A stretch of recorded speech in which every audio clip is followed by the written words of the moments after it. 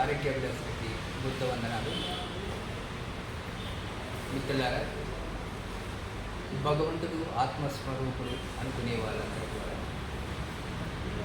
మన భగవంతుడు ఆత్మరూపంలో శరీరంలో ఉంటాడు అని భావించే వాళ్ళందరూ కూడా భగవంతుడికి నిలవైనటువంటి శరీరాన్ని పవిత్రంగా ఉంచుకోవాల్సినటువంటి అవసరం. ఉదాహరణకి భగవంతుడు శరీరంలోనే ఆత్మరూపంలో శరీరంలోనే కాకుండా దేవాలయంలో, చర్చిలో, మందిరంలో కూడా ఉంటారు. ఆయా మందిరాలు కానీ, చర్చీలు కానీ, మసీదులు కానీ ఎంత పవిత్రంగా ఉంచుకుంటాం. బాహ్యంగానూ అంతర్లీనంగానూ చాలా పవిత్రంగా ఉంచుకుంటాం. ఎందుకు? భగవంతుడికి నిలవై ఉన్నది అనే అభిప్రాయంతో ఉన్నాం కాబట్టి భగవంతుడు ఉండేటువంటి ప్లేస్ని పవిత్రంగా ఉంచుకోవాలి అని చెప్పి బయట సున్నాలు కొట్టుకొని మంచిగా అలంకరించుకుంటాం.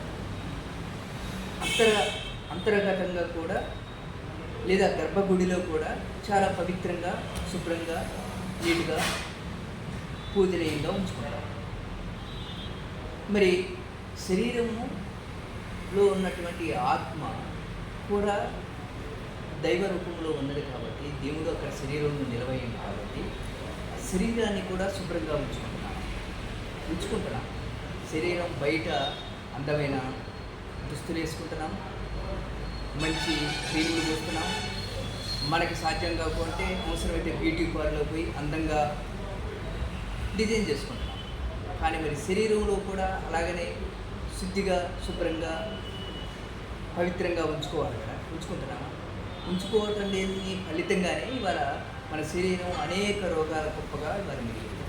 కాబట్టి శరీరాల్లో ఉన్నటువంటి ఆత్మలో అంతర్లీనమైనటువంటి భగవంతుడు నిలవైనటువంటి ఆ శరీరాన్ని పవిత్రంగా ఉంచుకోవాల్సినటువంటి అవసరం ఉంది. కానీ అంతర్గతంగా మనం శుద్ధి చేసుకోవాలి. కాబట్టే అనేక జబ్బులు ఇవాళ వస్తున్నాయి. కాబట్టి ఆ జబ్బుల నుంచి మనం బయటపడి ఆరోగ్యంగా ఉంచుకోవాలి.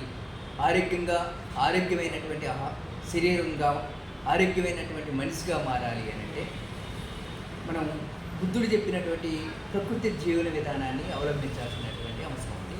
అందుకని రేఖా బుద్ధ హాస్పిటల్ ఆధ్వర్యంలో ప్రతి శుక్రవారం ఉదయం 9 గంటల నుండి రాత్రి 9 గంటల వరకు మీకు అందుబాటులో వీరస్వామి ప్రకృతి వైద్యులు అందుబాటులో ఉంటారు. కాబట్టి దయచేసి అందరూ కూడా దాన్ని ఉపయోగించుకొని ప్రకృతి